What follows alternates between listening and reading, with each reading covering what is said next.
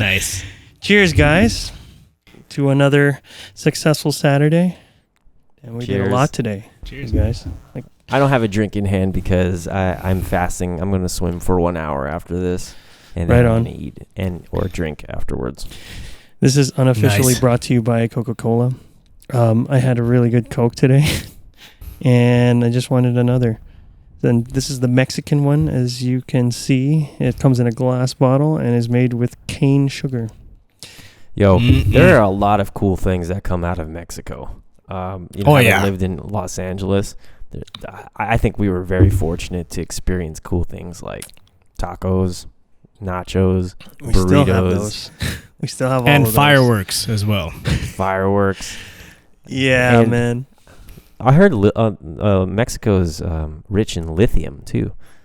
Oh, so they're gonna jump on that Tesla trend or EV trend. Huh? Batteries, perhaps. Yeah. You know, lots of great things out of Mexico. Big fan.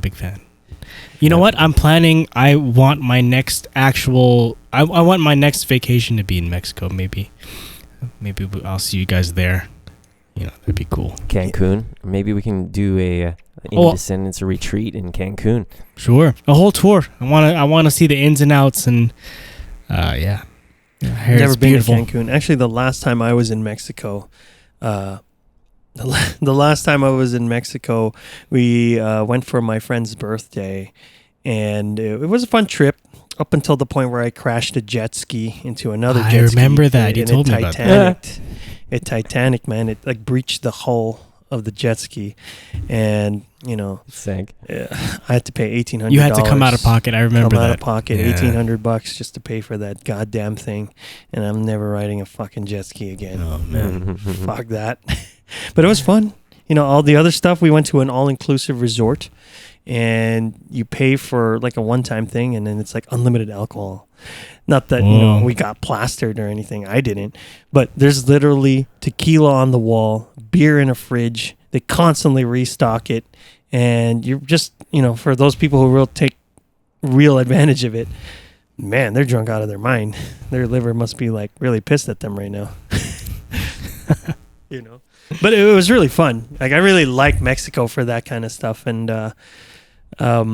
yeah, the food was also, actually, no, the food was kind of crap. It's an all-inclusive resort. They got to cut corners somewhere. Oh, sure. You're there to just get drunk and, you know, swim and shit, and that's about it. The alcohol is the most important thing, right? That's probably the most expensive part of arguably, I mean, you know, a lot of Mexicans tell me, like, well, you know, you don't go to Mexico not get drunk. I'm like, okay. You know, like, I didn't assume that, but okay.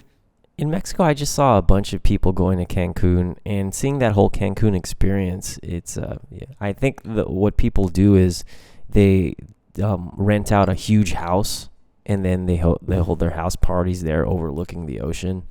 And I'm like, man, I think that's really cool. I think we should do that. That'd be fun. That'd be really cool. Yeah. You know, I like the tropics. I like anywhere where that isn't work. You know, it's always a vacation, but I digress. You know, we should do something like that. A lot of good things come out of there. Yeah. Including strats, you know. Yeah. Like some musical instruments are made in Mexico. Drums, guitars, basses. My Pacific drum set's made in Mexico. Oh, likewise. It's an awesome kit. Ensenada. Yeah, man. Yeah. So like we play a lot of musical instruments that are made out of Mexico, and you know, dang, the quality's pretty dang good. Oh yeah. Oh yeah. And like you could buy Fender instruments, like quality Fender instruments, for a fraction of the price with almost the same build. You know, slight differences which you would only know if you got like American made instruments. But man, they make some really quality instruments, and you know, especially if you're a gigging musician who isn't really big yet, at least, you know, you have the opportunity to get a quality instrument at a fraction of the cost. Remember the story that we had about our drum set, about my drum set, about how we were looking at the label and we found out it was made in Mexico, and we were like, wow, this is an awesome drum set. Like, it's made in Mexico too. And then we were like, yeah, the guy who worked at the factory probably got laid before he made this drum set. That's why it's such a good drum set. He had a good time at work. He really, yeah, he was all smiles probably. Let's look at the bigger picture here. That's funny. Like, could you imagine what the world would be like if people just got laid? You know what I mean? More. So, yeah, like more at least, or maybe to a certain amount. Or at least had some. Let's look at it in an even bigger picture. If people just had a release of some sorts, and they wouldn't have to engage in all this other behavior that gives them satisfaction, or think like they would have to cut corners or do some risky stuff Just to vent. or get that itch out of them. Let's not talk about like sex necessarily, but let's talk about like people who speed on the street. Yeah. There are some people who don't have access to a track or want to F up their car taking it to the track, because it does beat your car up when you take your car to the track. So as a result, they'll go between lights and race and do other dumb shit and possibly like kill people, kill themselves. Yeah. You know? And it's like, if they only had access to a track, or if they only knew how to do that or to get it, they wouldn't be engaging in that kind of behavior. Yeah. And I know this is an unpopular opinion, but I was telling this to a friend when I was in Santa Barbara.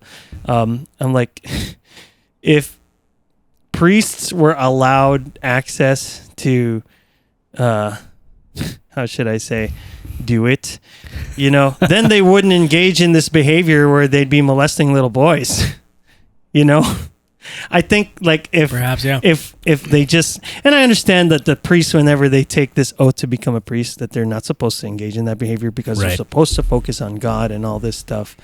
But why deny the truth that you're human, and you have needs and urges? And it's like, at that point you should just quit the priesthood, but then you don't want to. So you just, touch the altar boy because it's easy. It's like, well, what if and we went to Catholic school, some of us were altar servers. I wasn't one, but could you imagine, if that happened to you? Or let's say you're the parent of a child who has a kid in the altar service. And I mentioned this to my friend that I took, to Santa Barbara, where she was like, oh man, if that was my child, I would have killed that priest. And it's different, like I don't have children, but from people who have children, they tell me every time, they're like, they don't know what murder is until they have a child, and then they do anything to protect their kid.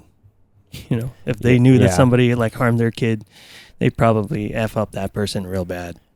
And then I can already see that counter argument to that, to where people would be like, well, it's been a long-standing tradition that priests have been celibate.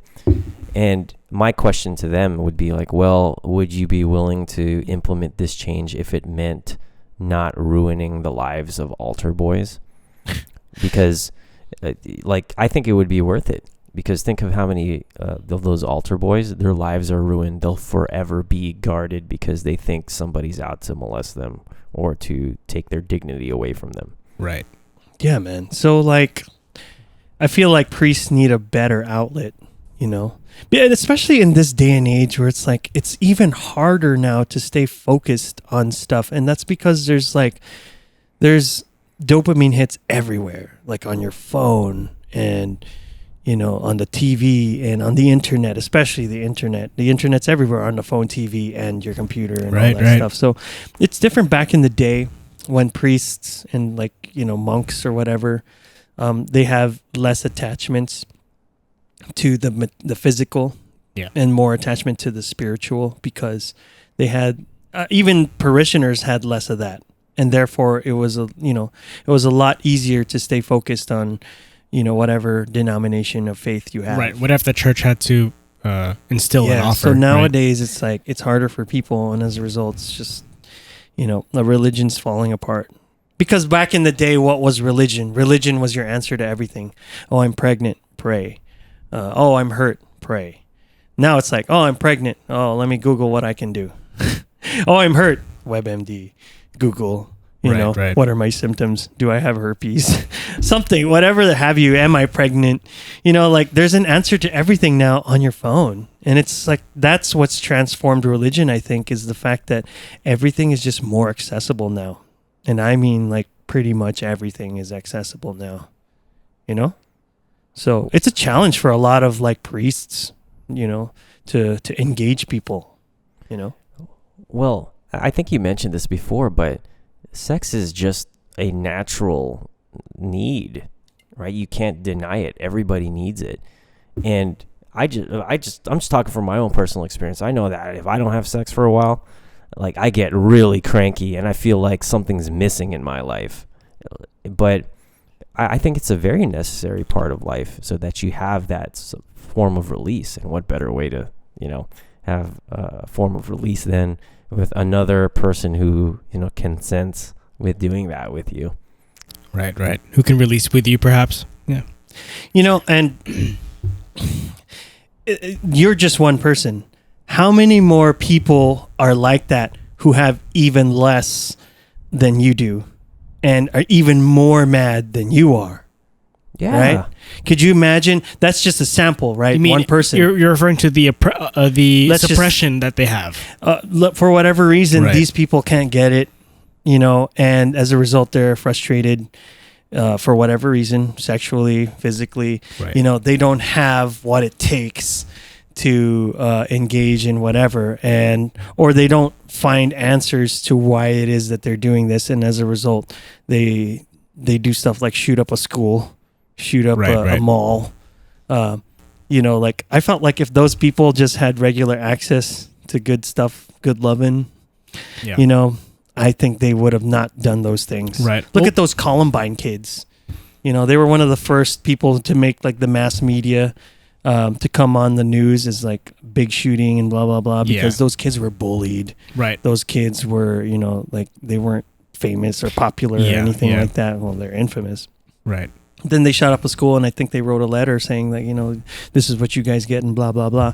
And, you know, imagine if they were just like getting it in, they wouldn't have done that. I don't think so. That was the first, one of the first, or I guess for me, knowing those current events of the time, the first peer into mental health and looking deeper into, you know, history of some and how things start at home, etc.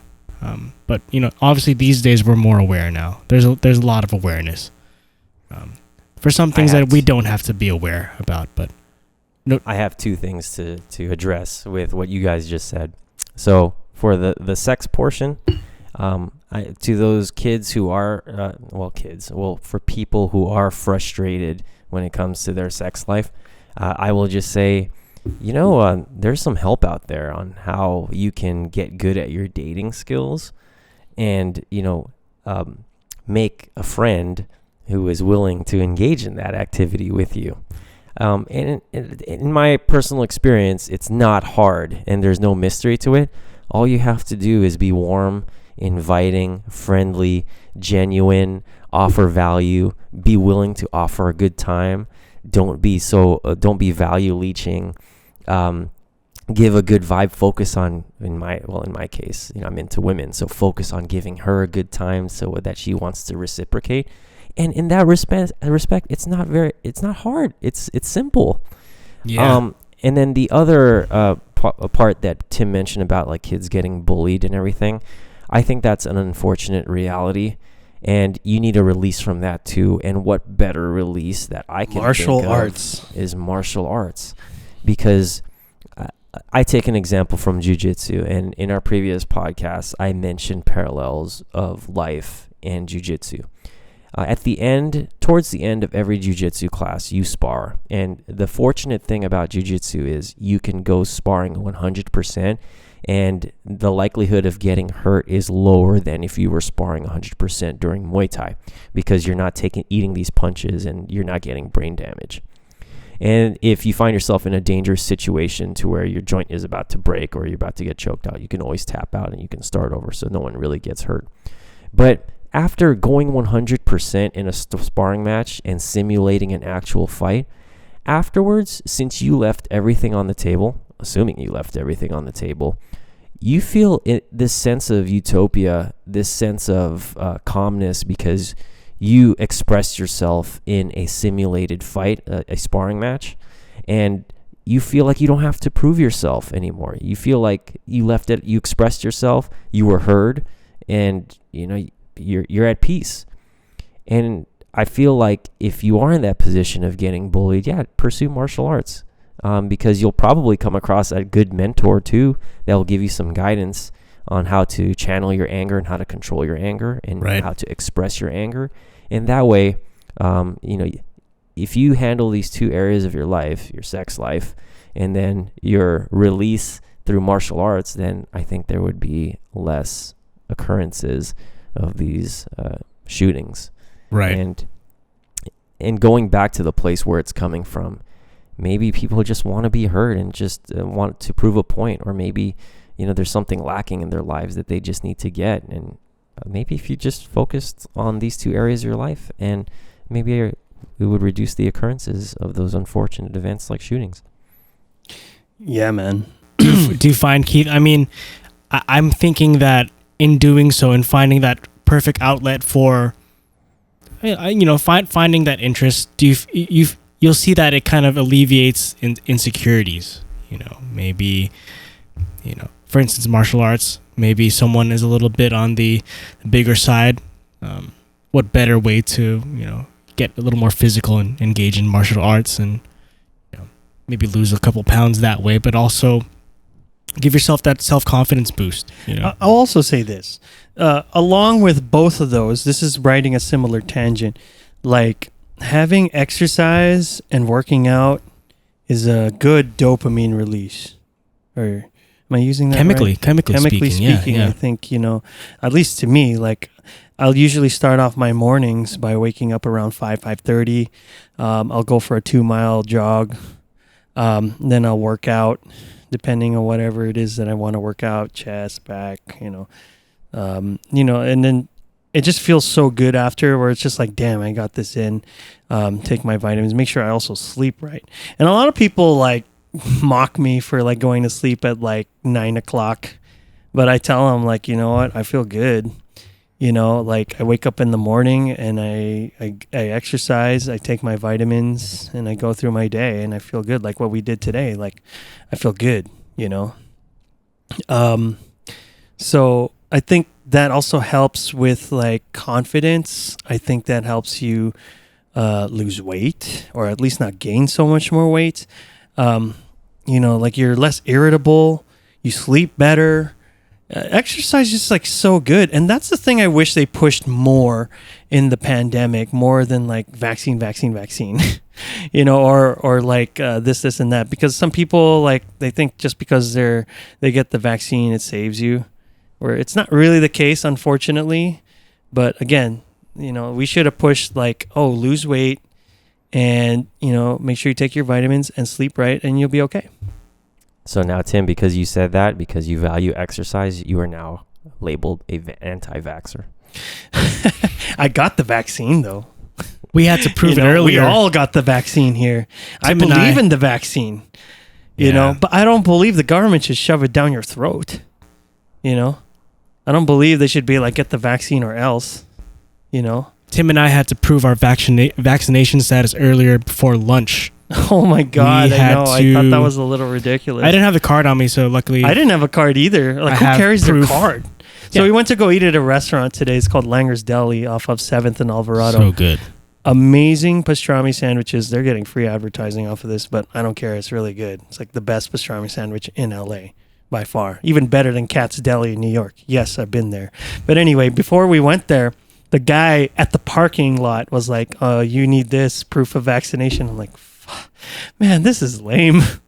What I don't get about that is like, yeah, I was vaccinated, but like, I could still have COVID. This is just an additional unnecessary step, I think. I think a negative COVID test is more effective, but then that'd be an even bigger hassle. Right. Right. And the timeliness of that. But yeah, we had to prove it. We whipped out our phones and we had something to prove. Luckily, I had something to prove that I was vaccinated, so that was good, and so did Jason. So it worked out, but I don't think they should do that. I think that's a little much. Yeah. You know, I think people should still be allowed to eat and do it. You know, like I think we should still ask people to not go to restaurants and stuff if they're sick. But you know, people still won't do that. Sure. Falsifying. You know what's crazy? We never asked for a tuberculosis vaccine or tuberculosis. We don't ask for when flu was big. We never asked people to right. stop. You know, it's also like a different time, right? We never asked for flu vaccines. Like, you know, flu vaccine, some people even didn't want to get that, and it was optional. You know, and now it's like, dude, we need to get those. But it's not like we're asking people to get flu stuff. You know, I think the media is a big proponent of why COVID is the way it is too, because they just blew it up to like something unnecessarily large. Sure. Level of paranoia, etc. They, of course, the media makes money on making you scared. You know. Sure. But it is what it is. You know, all the platforms, doesn't matter who it is, they all just do stuff to kind of like make sure that they stay in power. Yeah. You know? So I remember growing up. I remember having faith, and in news, and that there was some sort of credibility in it because I felt like they just reported the facts. And when they reported the facts, then that left it open for the people to interpret themselves. Okay. And there wasn't any like sort of agenda behind it. And now I don't even know who to believe anymore. You're absolutely right, Keith. I am on the same boat as you. I 100% can tell you I do not know who's credible right now. You know, from what I hear, like my friend, he lives outside of the U.S. He lives in Japan. He says the best way to consume U.S. news is to not have any, from out of the country. The best way to consume U.S. news is from out of the country because, like, they're a little less biased than they are here. Like here, there's a political agenda, obviously, behind all the news outlets, right wing, left wing, whatever have you, you know? But, like, you consume it from something like Al Jazeera. Sure. You know? Or BBC, CNN perhaps? International, you know, which is not necessarily CNN. Sure. Because CNN used to be like that. CNN used to be just about news and facts and all that stuff. Now it's like a political used agenda. to be transparent. And it's just like, oh, this and that. Like, you know. How's BBC? Democrat, Republican. I don't know. CNA is pretty good over here. CNA is what we have here in Singapore, and it's digestible. I don't feel like throwing up after I watch a news segment on the U.S. Interesting. I thought I saw something, you know, like I heard this from another podcast where they were saying that like Larry Elder is the black face of white supremacy. I'm like, oh my God. How does that not sound politically motivated? That's ridiculous, you know? Okay, so this is my position on like the news outlets. I'm just like, hey, look, can we just all be friends?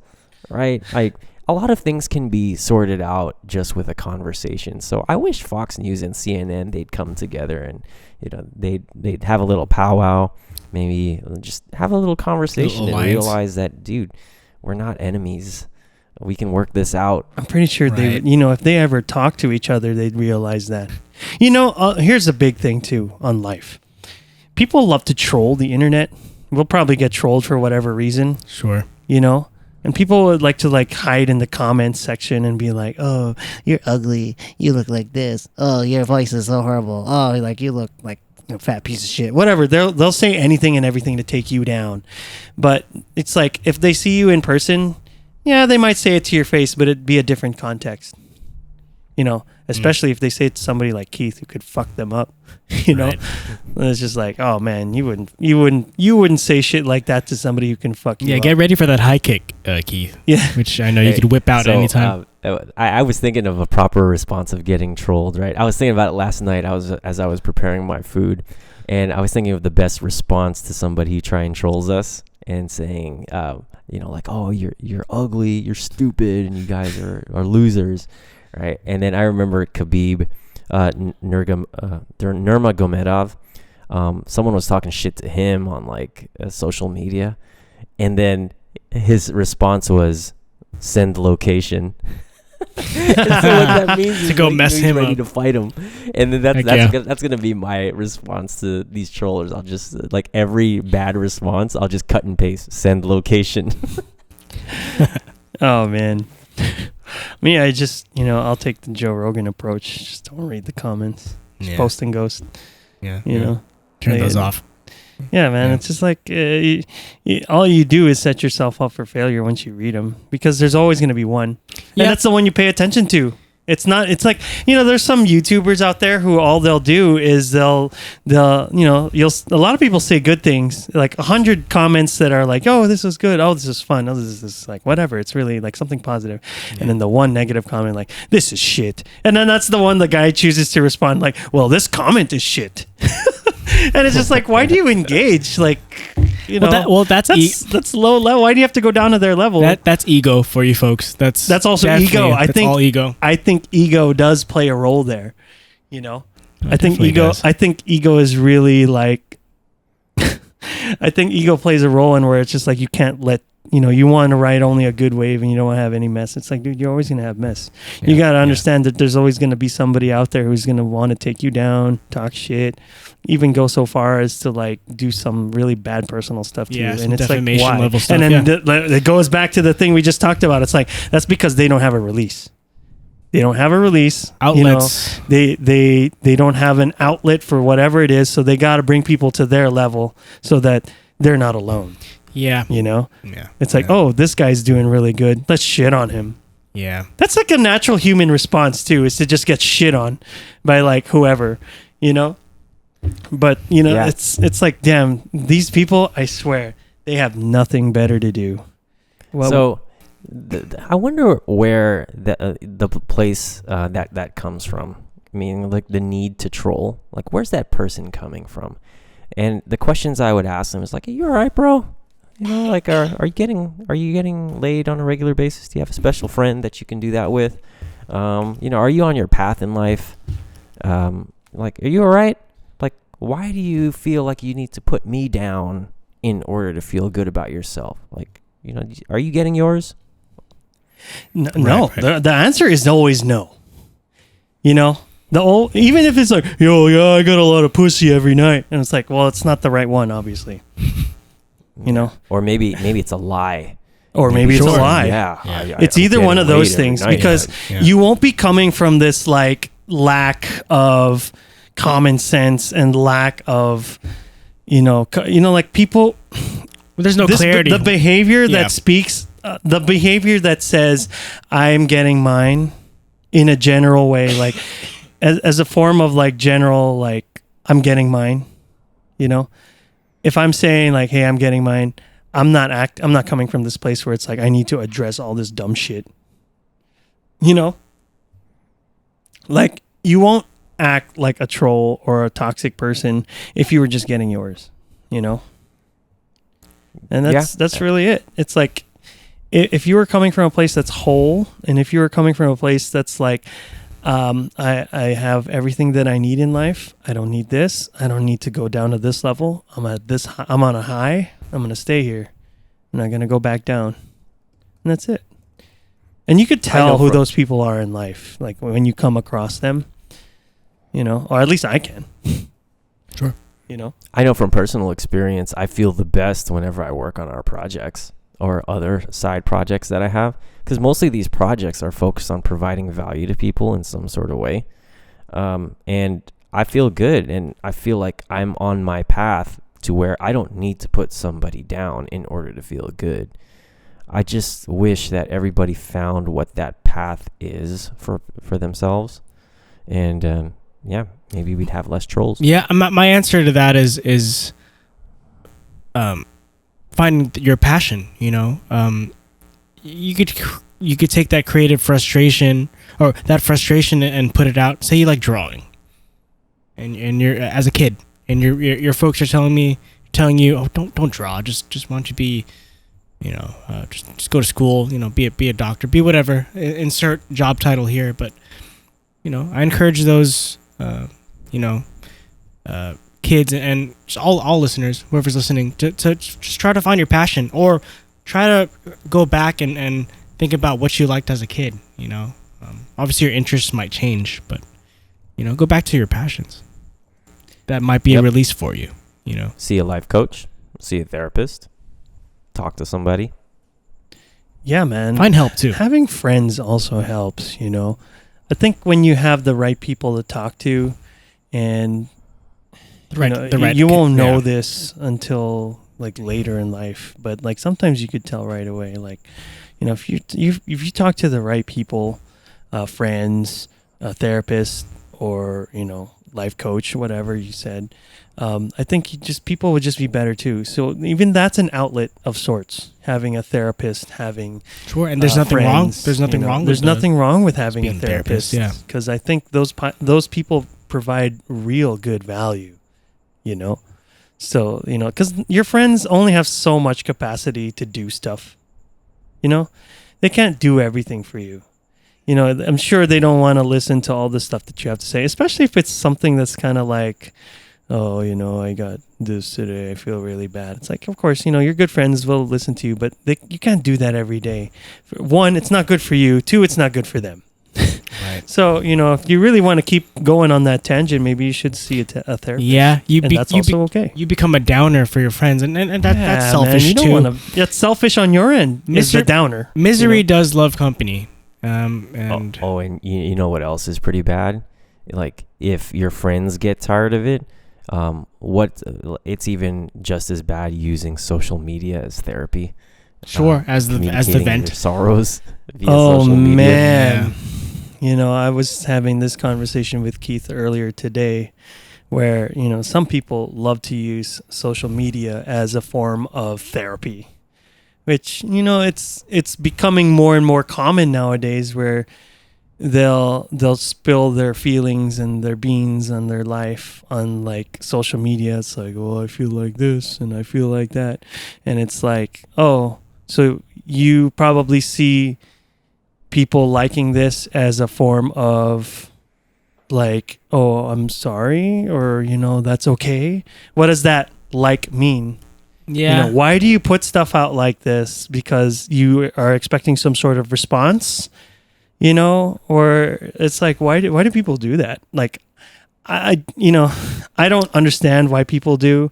If they want to tell me, they can, and I'm sure they won't tell me the truth, let alone on a podcast. Yeah. Some level of validation, perhaps validation. the wrong type of validation, is happening there. It's coming from a wrong place. Like when people post these like really mopey posts about stuff, about the past or something they could have done or coulda, woulda, shoulda stuff, and it's like, oh, I feel like this, but okay, I'll post it and see, the more people like it, the more it's like that's pity likes, and it's like, why don't you post something cool and of value, Like I try not to post like really depressing stuff, unless it provides some sort of like lesson or value, for everyone, not just me. Like the only sad stuff I ever posted was just about my grandmother dying, because one, I really do miss her, and two, she provided really good value. Yeah, she did die from COVID. Yeah, rest in peace. At the end of the day, that was a reflection type of post. It was more of a reflection. You are reminiscing on the family value aspect, perhaps, but. You're not. It's not for likes. It's not all the time either. Yeah. I'm not posting like, oh, I feel sad. Oh, I feel like this. Yeah. Oh, no, man. It was just like a one-time thing. It's also like a form of transparency because social media tends to like portray our lives as something that's solely like good. Where it's like people only really post the good shit on social media. They don't post bad stuff, not all the time. And when you post bad stuff all the time, it's like, dude, what are you doing? Right. Are you trying to show that your life is shit? Because, you don't have to put that on social media anymore. We get it. Yeah. Just from the one post. There are people who do that. We won't say, but there's some people even we've tried to help who all they want to do is post mopey stuff. One day I'll fall in love again. One day I'll lose this weight. It's like, why does it have to be one day? Why can't it be today? They're on that 20-year plan. That's why. I've never heard that, Keith. A 20-year plan. Well, I mean, maybe some ventures will take that long, but like about finding love and your IRA maybe. But finding love and losing weight. There's no compound interest on your pounds of weight.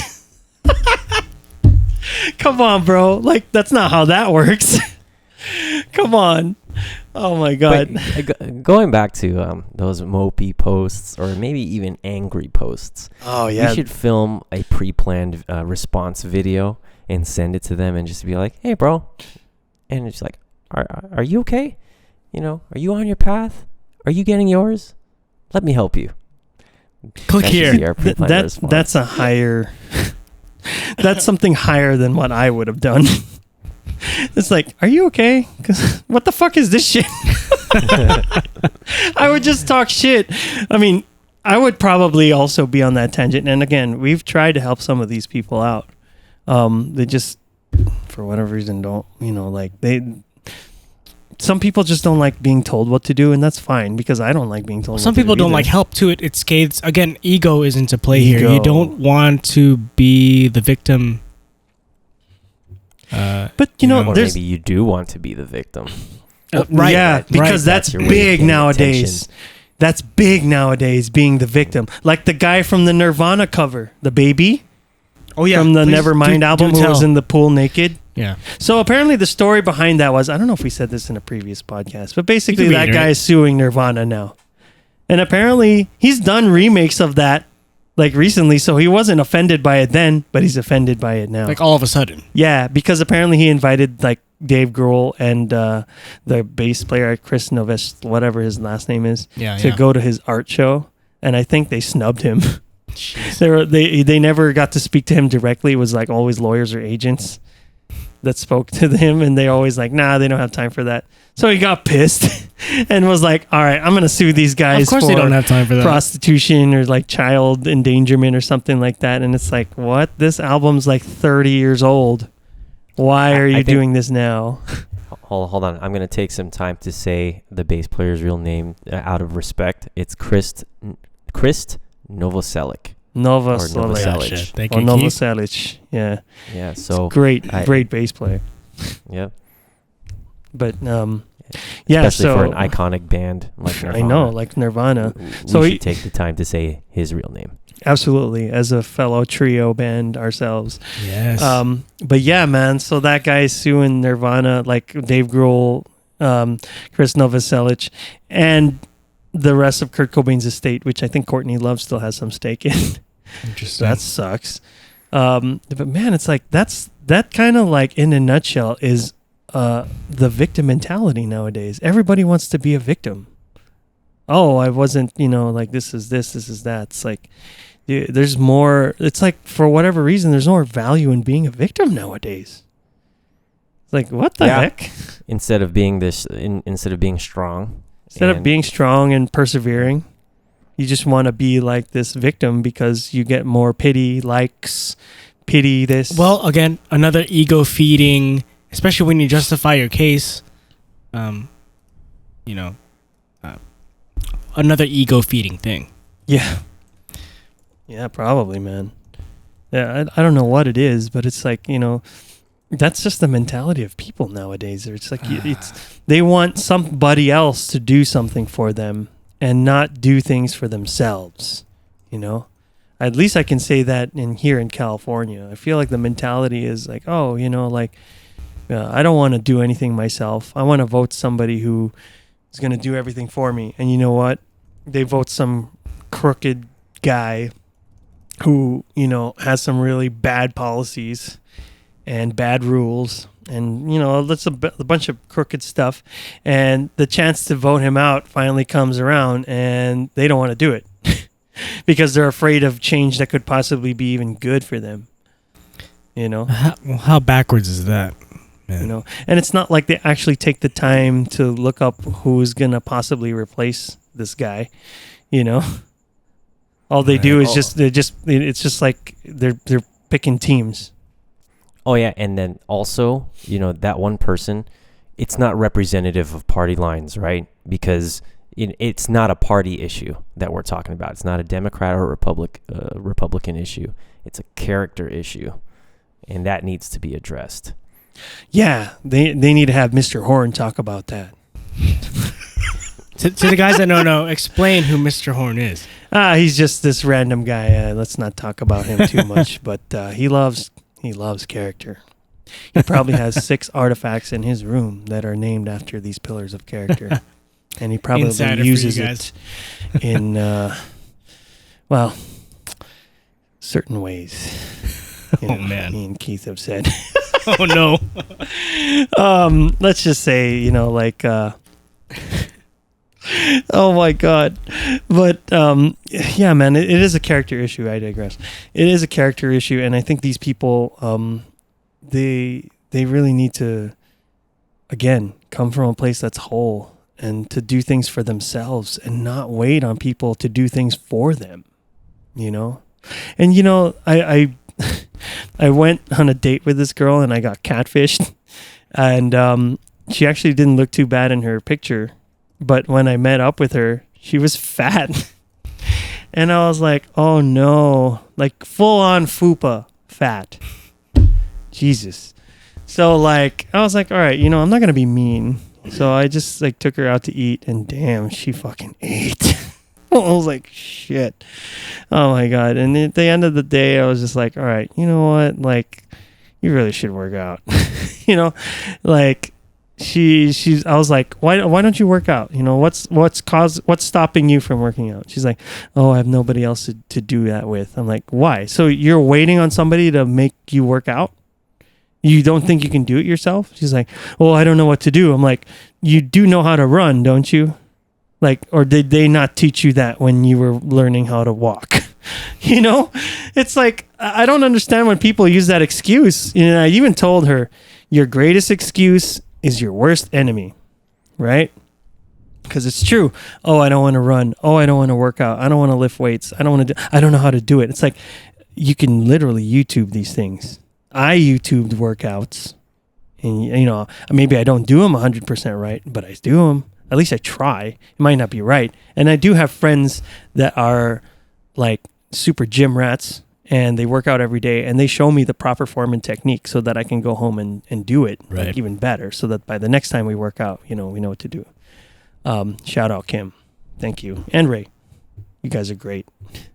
Thanks for teaching me the right ways. But anyway, it's great to work out, man. You can do push-ups. You can do sit-ups. Those don't involve any weights at all. You can run. Run outside. Didn't you guys ever watch One Punch Man? I don't even watch anime, but that's an anime where the guy literally becomes the hero by doing 100 sit-ups, 100 push-ups, running that's so awesome. 5K or 6 miles. No, 10K a day. And that's it, bro. Dude, what a workout. That's awesome. That's it. You don't need anything, but you should work out, man. You just feel better, I feel like we're talking on the topic of obesity and fat, and I know it's a sensitive topic because I know there is this movement about fat shaming, but don't you think that it relates to that point that we were talking about earlier? Instead of wanting to strive for more and come from a position of strength, instead of striving for something better, it's easier to just settle for a new low because it's easier. No. And then we're just I see that. I understand that. Because if I was obese, and I was obese at one point, and if I was having this conversation with you guys, I'd just be like, hey guys, this whole losing weight thing, it's kind of hard. It takes a lot of discipline, and just eating is so much easier. Why don't we just set the cool thing as being fat? Are you guys down with that? Yeah? Okay, all right. Fat is the new cool thing. All right, guys, you guys want to order pizza? All right, let's go order pizza. That's what it sounds like, right? Yeah, that's that's kind of a thin line to walk. And I have my own opinions on fat shaming, where it's I compare it to smoking. And I understand that, before you go straight to the comment section and say, you're fat shaming, listen, hear me out. We always shame people who smoke cigarettes, namely, where there are obviously no, if not any, good effects of smoking. It's just bad for your health. Your lungs will just fucking hate you at the end of the day and at the end of your life. You know, you'll likely get lung cancer because you fucked up so many times by smoking. And, you know, obviously when you smoke and blow that smoke or even just have it like drifting, other people can inhale it and also suffer its effects. That's secondhand smoking, right? There's a vigorous or rigorous ad campaign against smoking, obviously. To this day, there's still like a lot of like smoking, anti-smoking commercials, right? Yeah. And it's like, you can't even put out a smoking commercial like you remember Marlboro Man? Yeah, that fucking like jeans and cowboy hat guy. I've seen the associated like jacket. Yeah, man. Yeah. Remember when Formula One cars had Marlboro as an advertisement because it's big? Yeah. Like you don't see that anymore. Advertising for cigarettes, you only probably find in gentlemen's magazines, or some stuff special where kids don't have access to it. Right. So just again, like gentlemen's magazines. So. The cool thing to do with cigarettes is to just hate on it because it's bad for your health. Well, how come the same is not being done for overeating? Right? Because I think we should do the same thing. Because I think overeating is, again, bad for your health. You get hypertension and diabetes, which is hypertension's high blood pressure, layman's terms, and diabetes meaning you have a lot of sugar in your blood, which can lead to a bunch of other complications in life. And those are like two of the most common things you can get. And then you'll just get fatter and fatter the more and more bad food you take. I say this after I drink a Coke, but man, that Coke was good. That doesn't come without working out. So like, I don't understand why we don't do that. Why we don't shame people for eating too much. Instead, the cool and woke thing to do is, it's easier to just say, I'm comfortable with my body. I don't want to work out. I've been doing this all my life or for the past few years. It's too hard to like work out and eat right. And not to mention expensive, it really is expensive to eat right. And that's probably another barrier. So it's easier to just feed people too much food than to have people eat the right thing. But let me interject on the expensive to eat right. What if you compared that to the cost of your hospital bills or your medication? Yeah, your maintenance medication that you have to pay for, or just the long-term effects that you're. Yeah. For example, right, if you're on statins, right, instead of you paying for that medication every month to refill your bottle, what if that just goes to good food and you don't have to take statins? And you feel good. Because I think people just lack foresight in general. That's like a lot of people would just care about what they can grab and is more tangible than like looking at the long-term effects. Foresight and perspective. Right. Yeah. Well, it's hard to delay gratification sometimes. The release that you get from eating crappily, obviously it feels good to eat.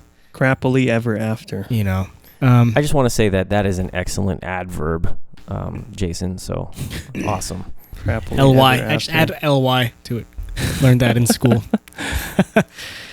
Fat shaming shouldn't be a bad thing, but there is a thin line to walk because there are a lot of bad things about fat shaming. Like, how I would frame it as, because I think it's too woke of a movement to say like, hey, have you ever considered losing weight? But people would like go straight to assuming that means, he told me that I'm fat.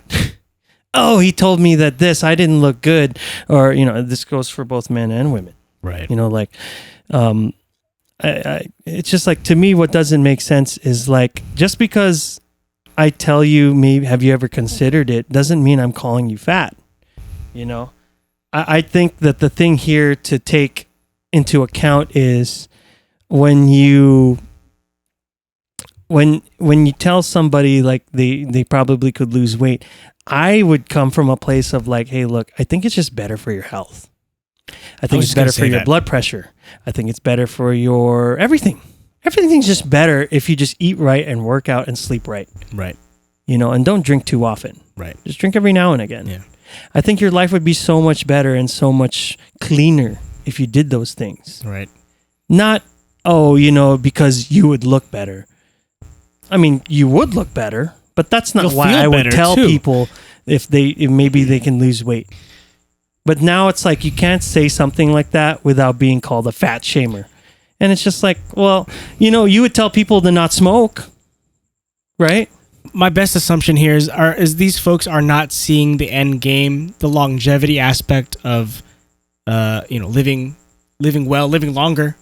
They don't see that there could potentially be a trickle effect. Maybe, for some of these bigger guys and gals that maybe these are moms and dads that, in the family aspect, just to maybe go off on a side tangent here, like, no family aspect. Just look at me. Oh, Don't look at the camera. Okay.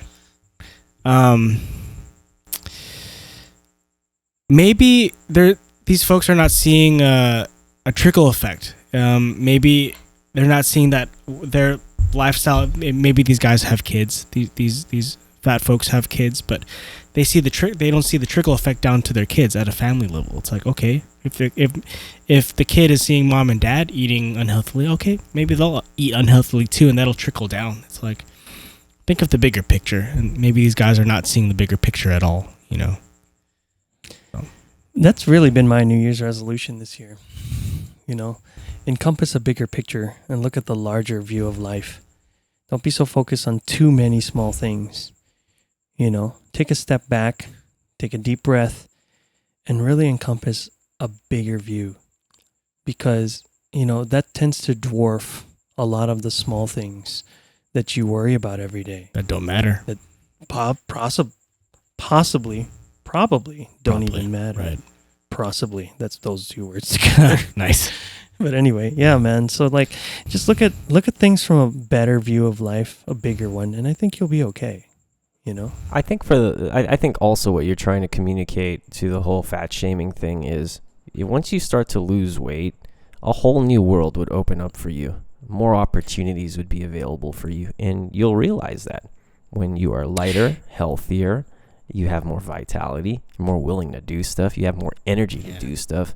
Stamina for anything. Stamina for your special friend. That too, man. Yeah. That helps. Yeah. Look, Don't ask me how I know. with all the stuff that we mentioned on this podcast, right? And I'm taking notes as we discuss, right? We talked about fat shaming. We talked about trolls not getting laid or not on their path in life, right? And, we mentioned about like leaders in the world that, we may not be fans of. Look, we just want everybody to have a good life. We want to be friends with everybody, right?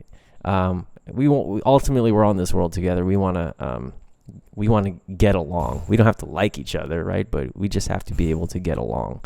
But that's been my motto. I like that. Yeah, we don't have to like each other, but can we just get along? Yeah. Right. But no, it's Terminator. It's in your nature to destroy yourselves. It's kind of true. But yeah, man, I like that. I like that frame of mind where it's like we all just want to live a good life. And there's something very tribal about, like the way we get to that good life, Some people have a different view of things, whether it's about vaccines or it's about who our leaders are, right, or what your body style you have. Everything, anything and everything has a tribal mentality to it, and it's like perhaps a more simple outlook it's too. Not, it's and it's not. It doesn't have to be black and white. Yeah. It really doesn't. Like things don't have to be like just because I'm this, I believe in one thing, I'm all of a sudden just that, or if I believe in the other thing, I'm everything that side portrays by the media. I'm everything like that. It's like, no, dude, like we're complex individuals. We don't believe just one thing. It's like, I believe that we should have guns, but I don't, I'm not racist just because you think I, want to carry a gun. Nor are you pro-violence. I'm not pro-violence right. either. It's like, it's none of that. Or if I want to get the vaccine, that doesn't mean I hate Republicans, or if I don't want to wear a mask, that doesn't mean I'm an anti-vaxxer. People are quick to judge and delineate your train of thought and, separate you from their tribe because they're protecting whatever it is they think they're protecting. Sure. And it's like, dude, I don't mean any animosity to these people. I'm a very respectful individual. I won't get in your shit, unless you get in mine.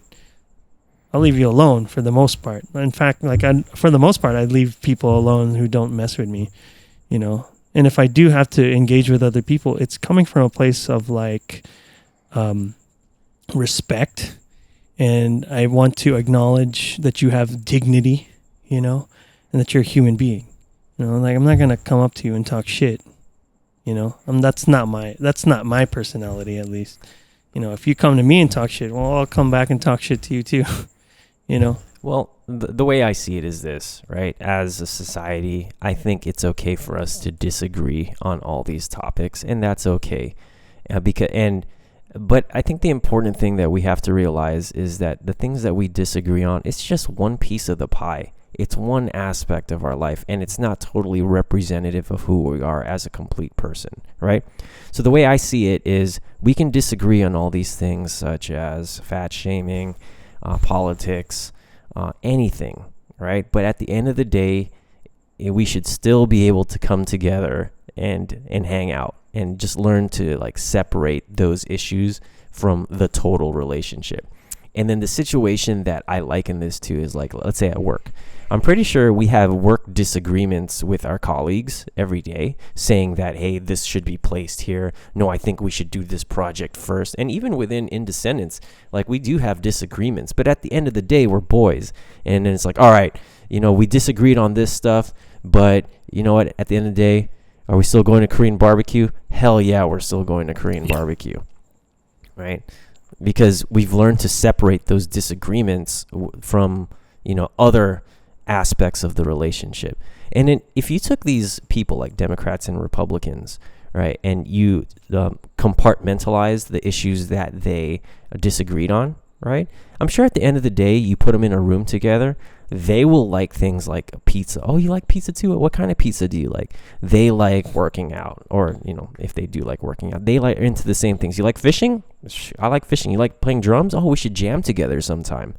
But these things that we disagree on should not be representative of the total relationship. And I think as a society, we should learn to better compartmentalize the things that we disagree on and realize that as humans, we have a lot more in common than we think. We do. Right.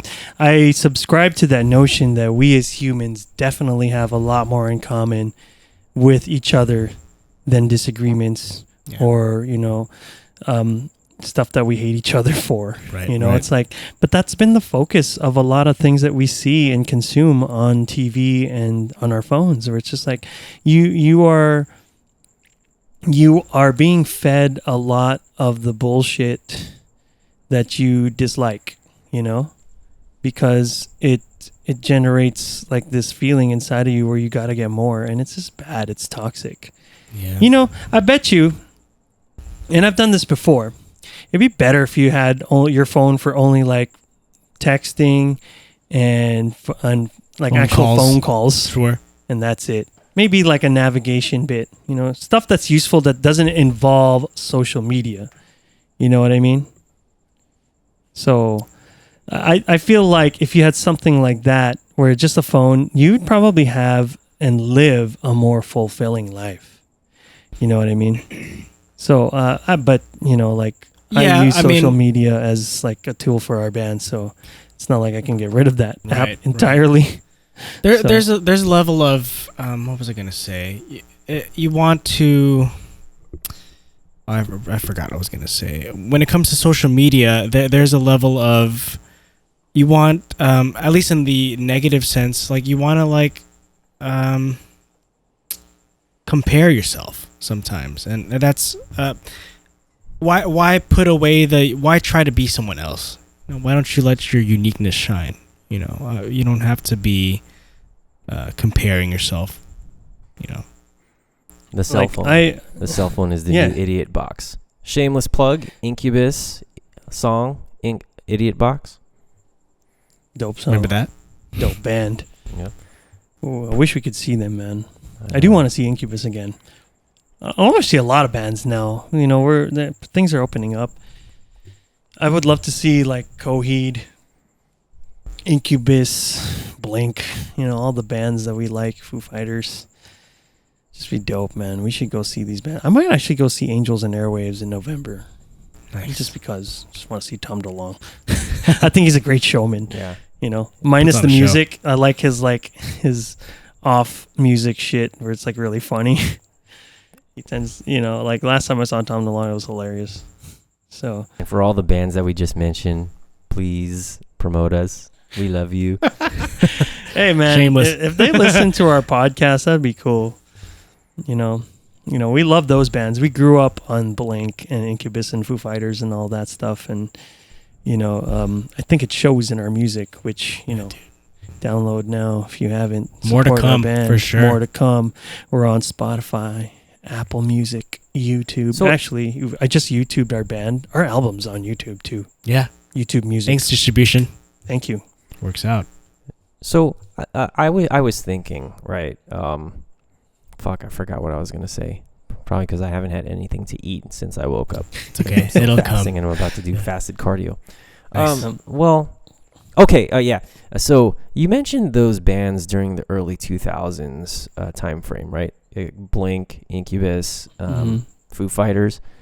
And I was talking to somebody recently, and they said that, yeah, when I was growing up, like the music was more impactful back then. And then you take the rock bands today, they're not as iconic and impactful as it was when we were growing up. And do you guys think it's because, that's the time that we grew up, and then like the adolescents during this time, they think the bands that are coming out during this time are impactful? Or do you think that like that decade, that like late 90s, early 2000s time frame was it? That was the age of like new pop rock, new metal. I'll have an obvious biased opinion. Yes, because it was a time of our youth and growing up, school days, etc. But I don't know. Maybe we peer into what the younger folks. What do you guys think? We don't know. Maybe maybe the younger generation's like, yeah, Exactly. Of course, there are bands that came out within the last couple of years that were impactful, like Indescendants. Well, Keith, to answer that'd be your cool. question, I think here's a more outside perspective. The very fact that the music market is, as a music consumer, you can find similar artists. You can find I'll come up with a bullshit ratio here, but out of one, you can name one artist and you'll probably find 10 others that sound the same on Spotify, Apple Music, all the streaming sites, because these are. It's so easy to make music now. It's easy to be a copycat. That's the easier thing to do when you're a recording artist. When you are, quote unquote, the flavor of the month, say you're the breakout artist, insert artist name here. I've seen this. I've seen the trajectory here on the charts where, say, let's put a big name out there, Justin Bieber. When I forgot the album. Here's a pop reference. When the album with Sorry came out, I heard 5 different artists, let's say, that sounded the same. And I noticed, the island beat, pitched up vocal, chopped up samples. Everyone was doing that, and then everyone sounds the same right now. And the playing field and it's just oversaturated with the same stuff. Here in LA, we have an oversaturation of urban music, and if you guys didn't know, for us as a rock band, it's a little. I'll say it's a little difficult. I mean, we are working on finding our path at the moment. And obviously elsewhere outside of this LA bubble, if you will, there will be those that are readily available to accept us as a rock band. But yeah, it's just oversaturated. The market is oversaturated with the same stuff right now. It's just easier to make music nowadays. Yeah, I was going to get to that point too, Tim. It's like we were just talking about on this last podcast, where it's just so you can make music on your phone. I can make it. I could have GarageBand on here, connect my audio interface into here, connect the mic, this mic or whatever mic, and connect my guitar. You could have amps in here and stuff. Yeah, it's really cool. It kind of devalues music in general. or it's In a just way. like in a way Yeah. because it's like it makes it easier to access, and therefore I think people respect it maybe a little bit Right. less. Yeah. Therefore, it's become commoditized, but also the quality has gone down because the amount of time and care that was once put in working on an album, a song, a single, whatever, days on end in the studio. Studios used to lock out artists and bands for 6 months to a year. That hardly happens now. We've got home studios. I've got my little home studio here. And obviously we're working on quality stuff here. We're trying to.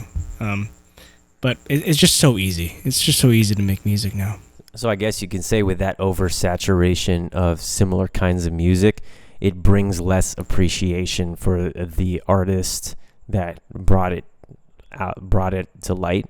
So, using that Justin Bieber example, that one song comes out and then 10 more like it come out. Right. So then it's hard for that one song to be so iconic.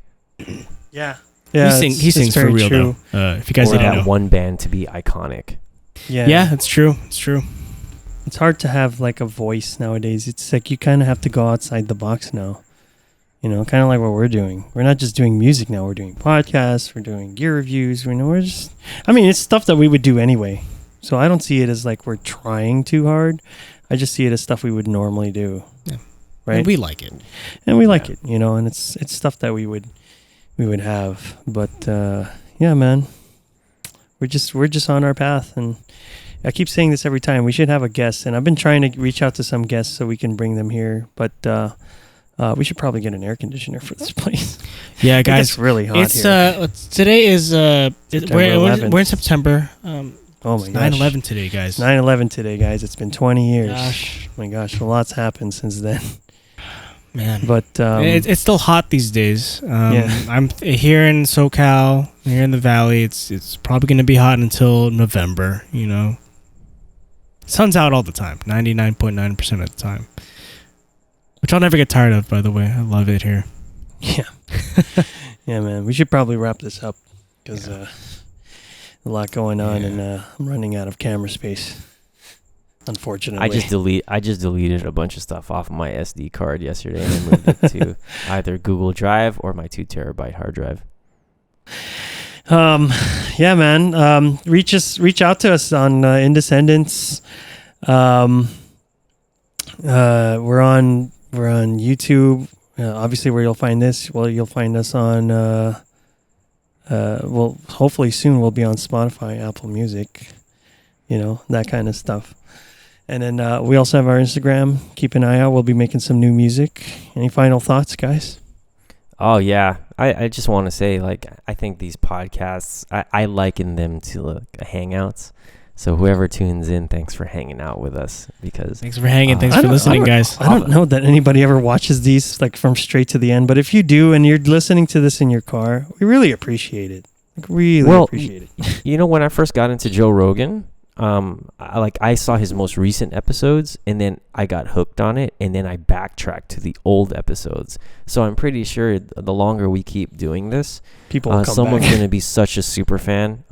Someone is bound to be such a super fan that they'll backtrack to the old episodes.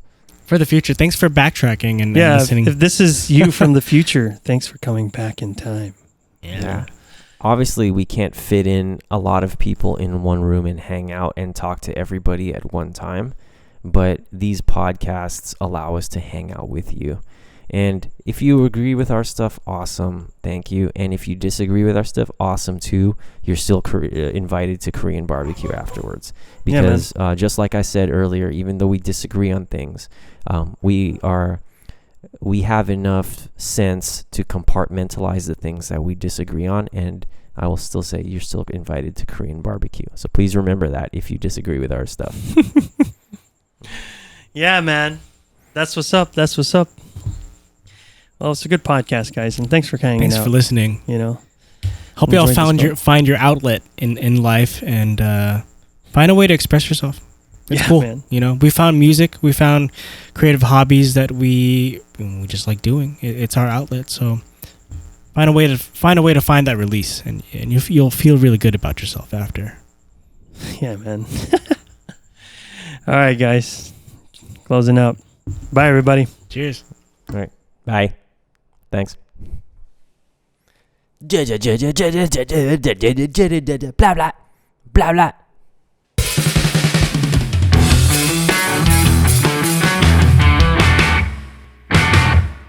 If you guys like this video, hit the subscribe button for more Indescendants content.